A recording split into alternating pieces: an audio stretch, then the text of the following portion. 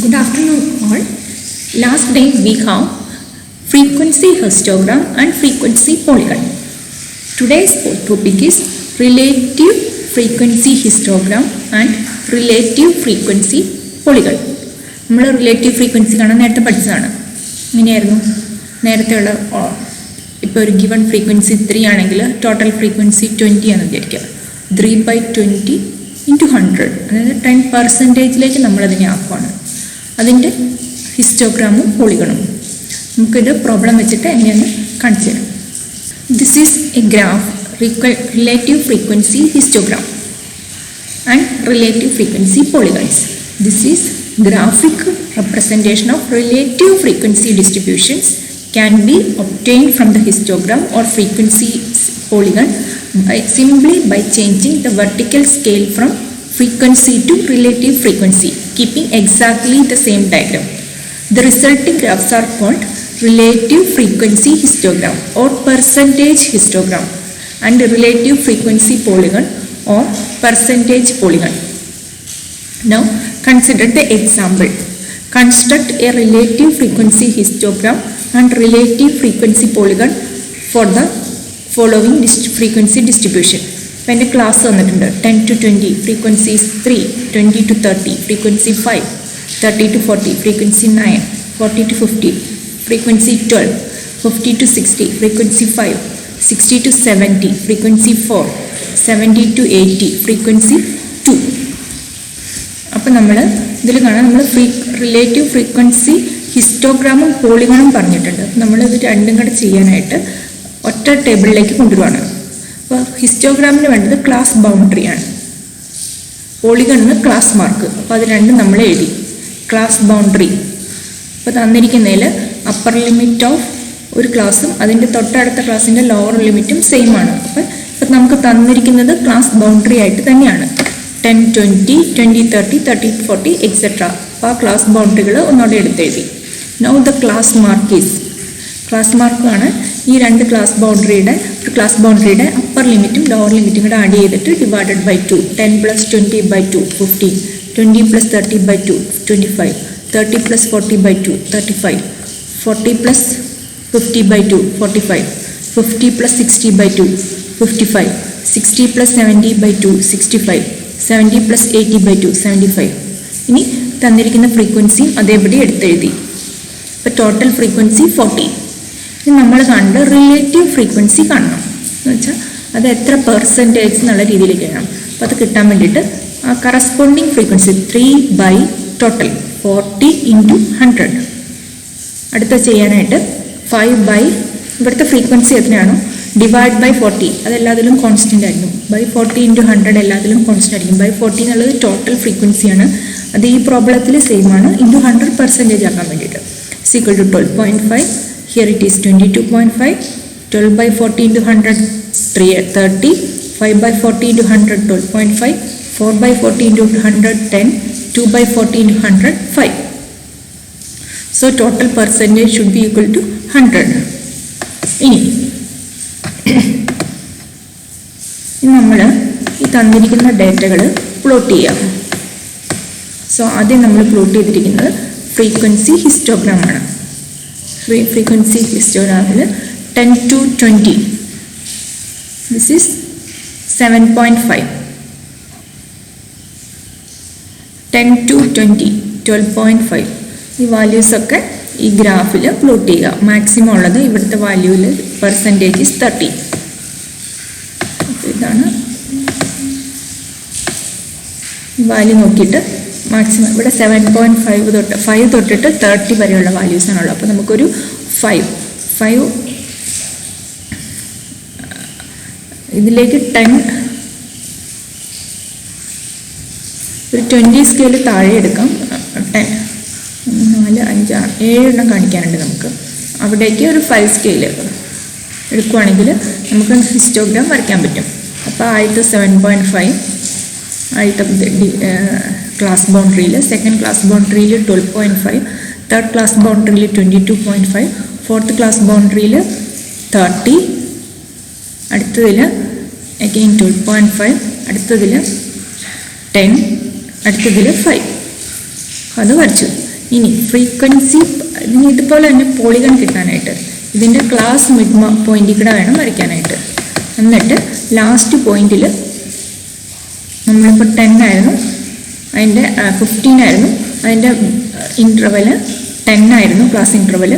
15 5ൽ 0 കൊടുക്കുക, മറ്റേടത്ത് 75 ആണ് ഇപ്പോൾ ലാസ്റ്റ് വന്നിരിക്കുന്നത്. 75 + 10 85ലും 0 കൊടുത്തിട്ട് ഇതിൻ്റെ ക്ലാസ് മിഡ് പോയിന്റിൽ കൂടെ നമ്മൾ ഓരോ പോയിന്റും കൊടുത്തിട്ട് ആദ്യത്തെ പോയിന്റിൽ 15ൽ 7.5, 25ൽ 12.5, 35ൽ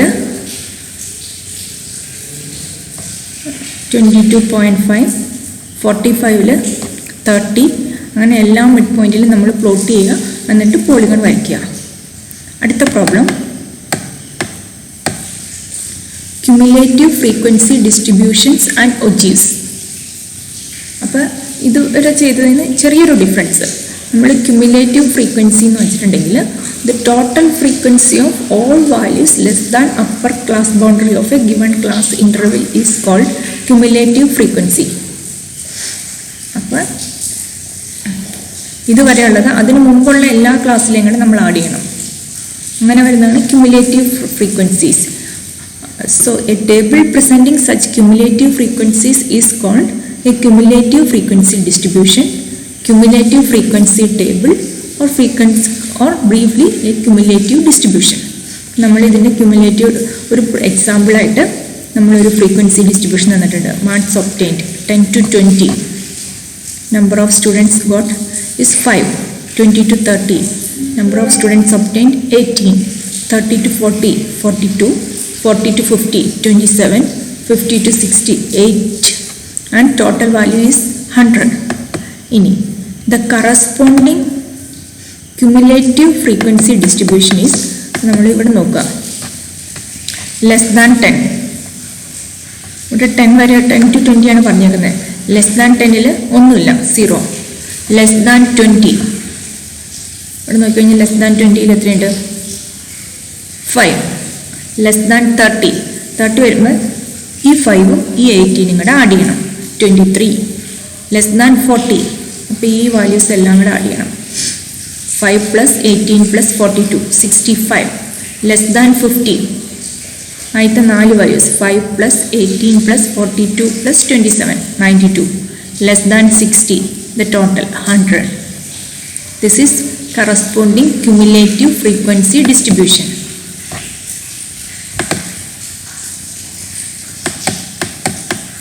A graph showing the cumulative frequency less than any upper class boundary plotted against the upper class boundary is called a cumulative frequency polygon or ogive. അപ്പോൾ നമ്മളിപ്പോൾ വരച്ച പോളിഗൺ പോലെ തന്നെ less than any upper class boundary നമ്മൾ cumulative frequency വെച്ചിട്ട് വരയ്ക്കുന്ന polygon ആണ് ogive അല്ലെങ്കിൽ ക്യുമുലേറ്റീവ് ഫ്രീക്വൻസി പോളിഗൺ എന്ന് പറയുന്നത്. അപ്പോൾ ഇവിടുത്തെ ഈ പ്രോബ്ലം ലെസ് ദാൻ 10ൽ 0, less than 25, less than 30 is 42, less than 40 value is around 60. ആ വാല്യൂസ് എല്ലാം കൂടി plot less than 40 65, less than 50 92, less than 40 65, less than 50 92 and less than 60 100. അപ്പോൾ ഇതാണ് ഒജീവ്. ഇനിയുള്ളത്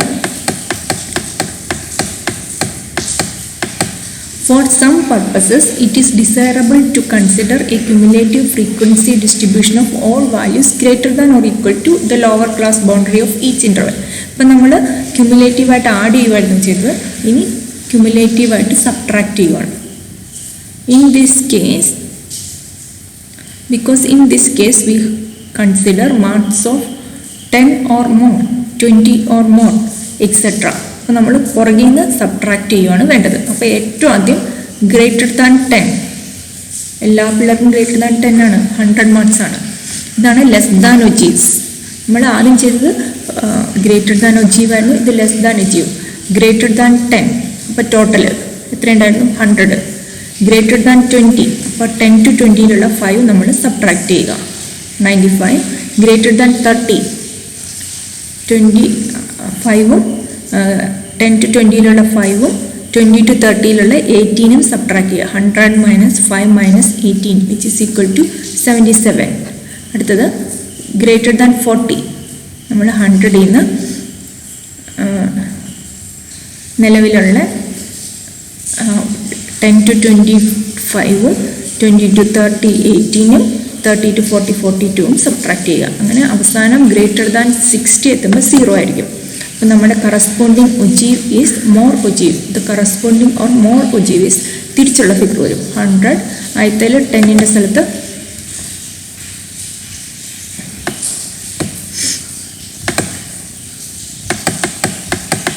10 എന്നുള്ള പോയിന്റിൽ 100, അടുത്ത പോയിന്റിൽ 5 കുറച്ചിട്ടുള്ളൂ. 95 20 95 അടുത്തതിൽ 30 പിന്നെ അങ്ങനെ ലാസ്റ്റ് പോയിന്റിൽ 0.